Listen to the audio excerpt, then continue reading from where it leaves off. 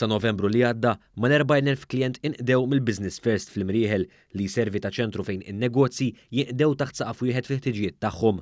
Din kienet tfisser żieda ta' madwar 8,000 ruħ fuq is-sena li għaddiet. Din iż-żieda hija frott riforma li saret fl-2017 u waslet sabiex li dan iċ-ċentru jibda joffri bosta servizzi ġodda fosthom dawk marbuta mad-Dipartiment tal-Vatt u t-Taxxa kif ukoll rappreżentanza tal-Ministeri tat-Trasport u tat-Turiżmu. Dan bilan li tonqos il-burokrazija li n-negozjanti Maltin kienu dejjem iħabtu wiċċhom magħha meta kienu jeħtieġu is-servizz tal-Gvern.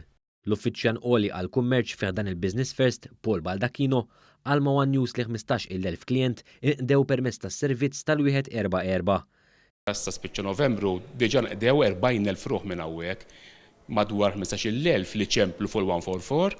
Ħafna informazzjoni m'hemm bżonn tinqala kemm iċċempel 144 u jista' jispjegawlek jew fejn issib l-informazzjoni jew x'għandek tagħmel.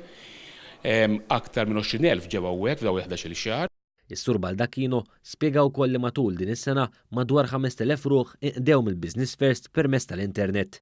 Huwa elenka diversi entitajiet u dipartimenti governattivi li għandhom rappreżentanza fih dan l-uffiċini tal-Business First.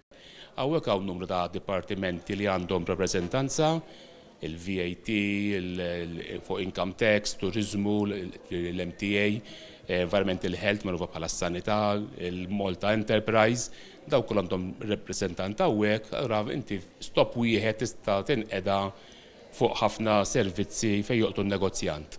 Intant il-Business First ġie rikonoxxut għas-servizzi professjonali u effiċjenti li joffri lill-komunità kummerċjali meta f'Settembru ngħata l-Quality Service Award, premju li ngħata lil 3 entitajiet biss mill-aġenziji kollha tal-Gvern.